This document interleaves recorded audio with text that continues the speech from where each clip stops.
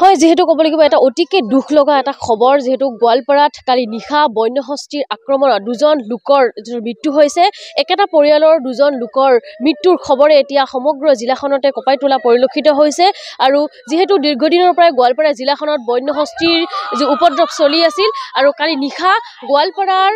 আগিয়াৰ যি নাৰায়ণপাৰাত এনেদৰে যি দুগৰাকী লোকক বন্যহস্তী একেটা পৰিয়ালৰ দুগৰাকী লোকক বন্যহস্তীৰ আক্ৰমণত নিহত হয় এই খবৰ আমি জনাইছো নতুন দৰ্শকক আৰু এইখিনি ঠাইতে আচলতে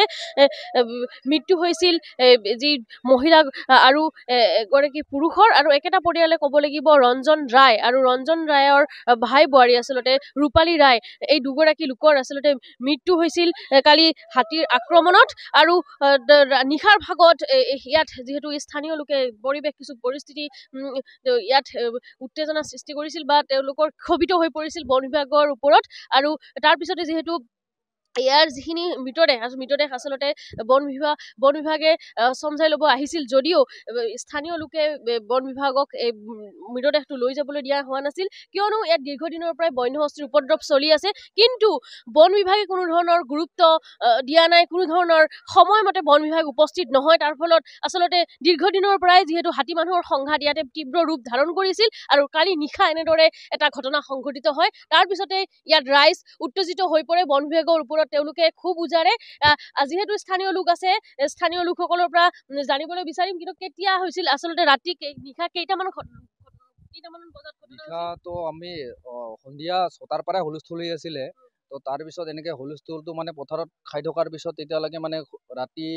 11টামান বজাত 11:30মান বজাত মানে লাহে লাহে ঘৰ ওচৰ পালেহি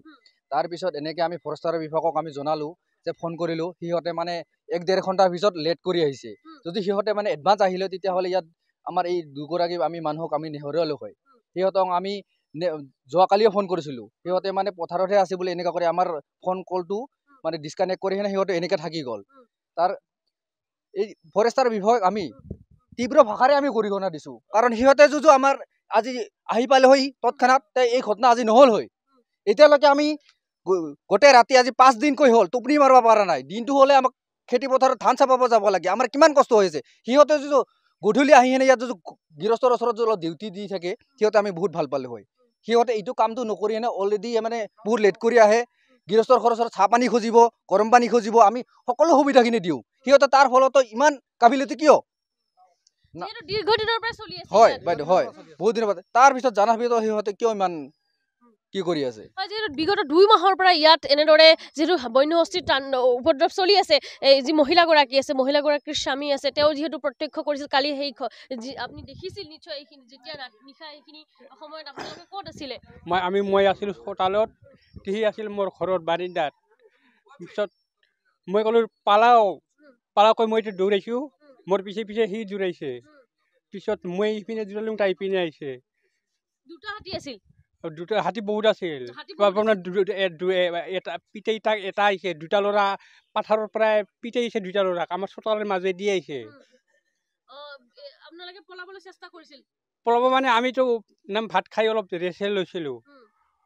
পাছত দুটা ল'ৰা পিতেই আহিছে পাথাৰ পৰা আমাৰ চোতালেদি দৌৰি আহিছে সেই ল'ৰা দুটাকে আখেজ কৰিছিল আপোনাৰ পত্নী আৰু আপোনাৰ দাদা হয় হয় নিশ্চয় ক'ব লাগিব যেহেতু ইয়াত এই পৰিৱেশটো আমি দেখুৱাইছোঁ এক শোকাকুল পৰিৱেশে বিৰাজ কৰিছে আৰু এইখিনি ঠাইতে আচলতে মহিলাগৰাকীক আচলতে চোঁচৰাই আচলতে তেওঁক মৃত্যু কৰা হৈছিল নিহত কৰা হৈছিল আৰু এই ঘটনা এতিয়া চাঞ্চল্যই বিৰাজ কৰা পৰিলক্ষিত হৈছে কিয়নো গোৱালপাৰাৰ হাতী মানুহৰ সংঘাত বা কোনো নতুন কথা নহয় কোনো আৰু ইয়াৰ যিহেতু গোৱালপাৰা গোটেই সমগ্ৰ জিলাখনতে আপুনি য'তেই নহওক লক্ষীপুৰে কওক বা মাটিয়া কওক মৰনৈ হওক এনেদৰে বিভিন্ন ঠাইত আচলতে হাতী মানুহৰ সংঘাত চলি আছে কেতিয়াবা যদি হাতীৰ মৃত্যু হয় কেতিয়াবা মানুহৰ মৃত্যুৰ খবৰে আচলতে সকলোকে কন্দুৱাইছে আৰু এনেদৰে এতিয়া দেখিবলৈ লৈছোঁ গোৱালপাৰাৰ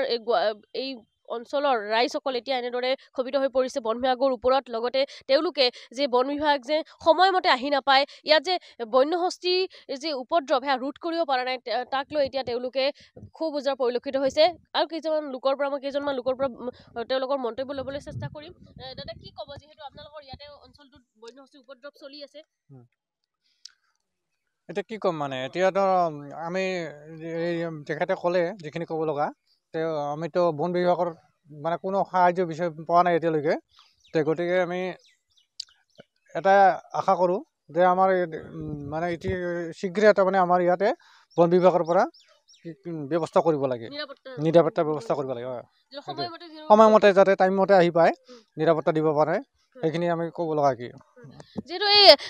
বহুদিনৰ পৰাই বন্যহস্তীৰ উপদ্ৰৱ চলি আছে আপোনালোকৰ অঞ্চলৰ বহু অঞ্চলৰ খেতি মাটি নষ্ট কৰিছে হয় হয় গতিকে বন বিভাগ একদম ব্যৰ্থ বন বিভাগে অলপ সজাগতা হ'লে যদি সময়মতে আহি উপস্থিত হয় গতিকে আমি বহুত ৰাইজে শান্তি পাব একদম গোটেই তহিলং কৰিছে গোটেই শেষ কৰিছে ধান খেতি হয় গোটেই দিনত মানুহখিনি খেতিৰ কাৰণে খেতিখিনি আনে ৰাতি এটা দুটা বজাত মানে 5টা বজাত টোপনি মাৰে গতিকে বন বিভাগক ফোন কৰিলে বন বিভাগে নাহে বন বিভাগ একদম ব্যৰ্থতা বন বিভাগক একদম গৰিহণা দিছোঁ মানে এতিয়া 40-45টা মান আছে হয় মেঘালয়ৰ পৰা নহয় আমাৰ এইটো আছিল আগত লক্ষীপুৰ থকা বুলি কৈছে শুনা পাইছিলোঁ লক্ষীপুৰৰ পৰা ইয়াত আছে এতিয়া মানে চিঙিমাৰীৰ বিলত থাকে ৰাতি সন্ধিয়া হ'লে ইয়াত আকৌ আহে হয় নিশ্চয়কৈ ক'ব লাগিব পুনৰবাৰ মই জনাইছোঁ এয়া আচলতে গোৱালপাৰাৰ পৰিৱেশ আমি দেখুৱাইছোঁ গোৱালপাৰাত কালি যিহেতু নিশা একেটা পৰিয়ালৰ দুজনকৈ লোক হাতীৰ আক্ৰমণত নিহত হৈছে আৰু এই খবৰে এতিয়া চাঞ্চল্য বিৰাজ কৰা পৰিলক্ষিত হৈছে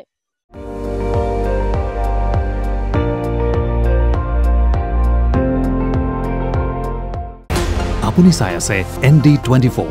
সৰ্বশ্ৰেষ্ঠ নহয় সৰ্বোত্তমৰ দৌৰ